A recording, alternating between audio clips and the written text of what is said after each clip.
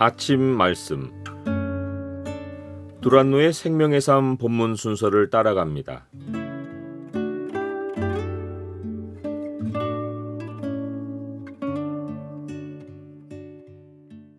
오늘 본문 말씀은 요한복음 13장 31절에서 38절입니다.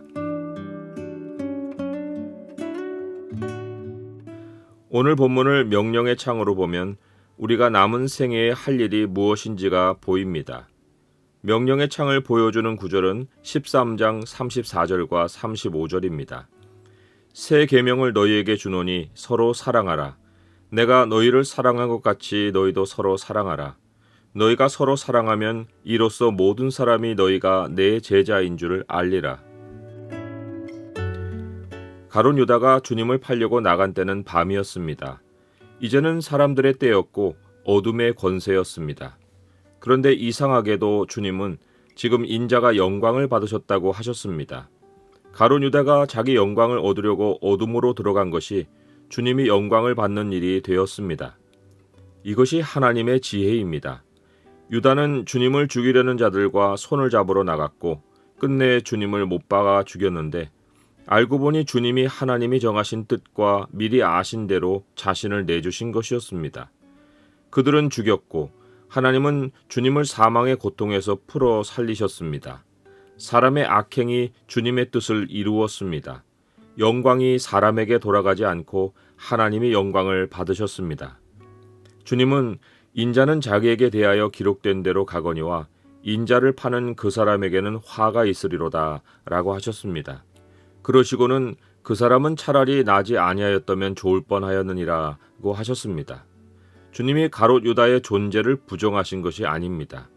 사람의 인생이 하나님의 뜻을 꺾을 수 없는데 평생을 하나님의 뜻과 반대로 살다가 허망하게 죽으니 사람이 나지 않으니 못한 인생으로 살다가 허무하게 죽을 것을 보시고 안타까워 하신 것입니다. 사탄은 하나님의 영광을 어둠으로 덮을 수 없다는 사실을 어떤 피조물보다 잘 압니다. 그런데 그가 얼마나 어리석은지 주님이 사망에 묶이지 않고 살아나신 것을 목격했어도 어둠으로 빛을 제거하려는 시도를 멈추지 않습니다. 지금까지 하나님께 굴복하지 않고 자기를 높입니다. 하나님이 본래 그를 빛나는 존재로 창조하셨건만 그 빛이 스스로에게서 나오는 것처럼 교만해져서 지금까지도 하나님보다 높아져서 영혼들을 속이고 어둠의 권세에 묶어 놓습니다. 어둠을 스스로 택하여 사는 모든 사람의 어리석음이 사탄과 같습니다. 그들도 하나님보다 높아져서 스스로 행복하게 살 수 있을 것 같이 삽니다. 하나님의 존재를 짜증스러운 듯 거부합니다. 순간에도 죽음이 찾아올 수 있는데 얼마든지 자기 힘으로 살 수 있다고 믿고 삽니다. 욥은 악인을 이렇게 고발했습니다. 악인들은 그들의 날을 행복하게 지내다가 잠깐 사이에 수월에 내려가느니라. 그러할지라도 그들은 하나님께 말하기를 우리를 떠나소서 우리가 주의 도리 알기를 바라지 아니하나이다. 전능자가 누구이기에 우리가 섬기며 우리가 그에게 기도한들 무슨 소용이 있으랴 하는구나. 그러나 그들의 행복이 그들의 손안에 있지 아니하느니라. 주님을 떠나 어둠에서 사는 모든 육체는 영원히 영광이 없는 죽음의 세상으로 들어갑니다. 땅에서 어둠을 택한 대로 그곳에서도 영원히 어둠에 처합니다. 주님은 자기를 믿지 않은 자들의 장례를 이렇게 말씀하셨습니다. 내가 가리니 너희가 나를 찾다가 너희 죄 가운데서 죽겠고 내가 가는 곳에는 너희가 오지 못하리라. 주님께는 죽음 후에도 갈 곳이 있는데 그들은 죽어서 그곳으로 오지 못합니다. 반대로 시몬 베드로가 주여 어디로 가시나이까 하고 묻자 주님은 내가 가는 곳에 네가 지금은 따라올 수 없으나 후에는 따라오리라고 하셨습니다. 믿지 않는 자들과 달리 제자들은 죽어서 주님이 가신 곳으로 갑니다. 영원한 하나님의 영광으로 나아갑니다. 제자들이 지금은 주님을 따라갈 수 없는 것은 아직 죽을 시간이 아니어서입니다. 제자들에게는 믿음의 경주가 남아 있습니다. 그들도 주님처럼 인생의 마지막을 맞으면 가장 어두운 시간을 지날 때 가장 빛나는 영광을 얻을 것입니다.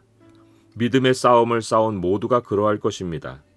사도 바울은 인생의 마지막을 맞을 때 자기 인생이 주님을 위한 전제로 다 쏟아졌음을 알았습니다. 자기 인생이 끝에 다다른 것을 알았습니다. 쏟아진 물은 다시 담지 못하고 살아온 세월은 거꾸로 흐르지 않습니다. 수많은 사람에게는 그 순간이 가장 두렵고 후회스럽습니다. 어쩔 수 없이 맞는 죽음 앞에서 무섭고 허망하게 보낸 세월이 한탄스럽습니다. 사도 바울은 그렇지 않았습니다. 그는 이렇게 고백했습니다. 전제와 같이 내가 벌써 부어지고 나의 떠날 시각이 가까웠도다. 나는 선한 싸움을 싸우고 나의 달려갈 길을 마치고 믿음을 지켰으니 이제 후로는 나를 위하여 의의 면류관이 예비되었으므로 주 곧 의로우신 재판장이 그날에 내게 주실 것이며 내게만 아니라 주의 나타나심을 사모하는 모든 자에게도니라. 사도 바울만 아니라 모든 그리스도인도 평생에 싸워야 할 선한 싸움이 있습니다. 그것은 베드로가 주님께 주를 위하여 내 목숨을 버리겠나이다 하고 장담했던 것 같은 헌신이 아닙니다. 사람이 주님 뜻을 모르고 무엇을 먼저 하려고 열심을 내면 좌절을 맛봅니다.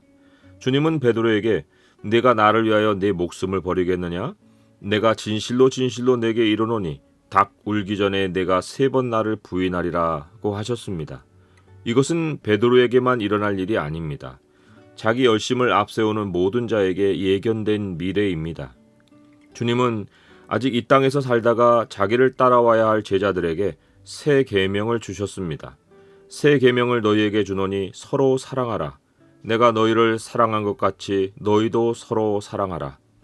하나님을 사랑하고 이웃을 사랑하라는 계명은 모세 율법에서부터 주어졌습니다. 그런데 주님이 새 계명이라고 말씀하신 것은 주님이 명령하시는 사랑이 내가 너희를 사랑한 것 같이라는 본을 따르는 사랑이기 때문입니다. 주님이 보이신 사랑의 본은 친구를 위하여 자기 목숨을 버리는 사랑입니다. 이 사랑은 친구를 위해 목숨을 거는 큰 희생이 아닙니다. 사도 바울은 내가 내 몸을 불사르게 내줄지라도 사랑이 없으면 내게 아무 유익이 없느니라고 했습니다.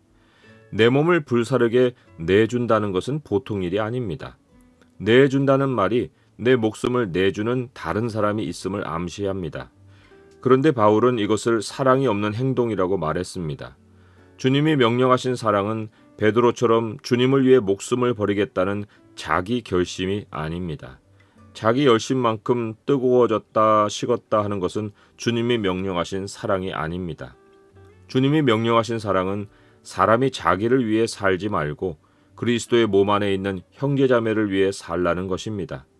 마음에 사랑이 생각나면 사랑하고 아니면 잊어버리는 자기중심의 사랑이 아닙니다.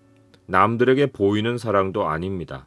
은밀히 혼자 있을 때도 자기 인생 계획에 빠지지 않고 성도를 위해 살아가기를 소망하는 것입니다. 인생의 마지막을 맞을 때 나는 나를 위해 살지 않고 선한 싸움을 싸우며 성도들과 서로 사랑하고 그들을 돌보는 행복을 누렸다고 고백할 수 있는 것, 이것이 주님이 명령하신 사랑을 실천하고 사는 것입니다.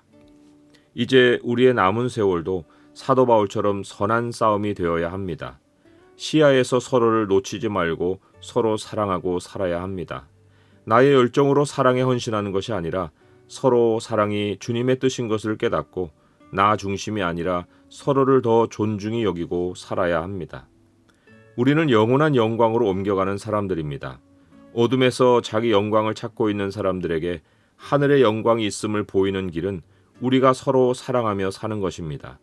그런 사랑을 할 수 있게 해주신 주님이 있음을 알려주는 것입니다. 우리 각 사람이 인생에서 마지막 날을 맞을 때까지 이 일을 계속합시다. 일생을 돌아보며 사랑하며 살았던 세월을 행복하게 기억에 담고 주님 품으로 돌아가는 날까지 서로 사랑하며 우리가 주님을 따르기에 이렇게 살 수 있다는 것을 증거하며 살아갑시다. 우리에게 죽음은 어둠이 아니라 영광을 받는 날이 될 것입니다.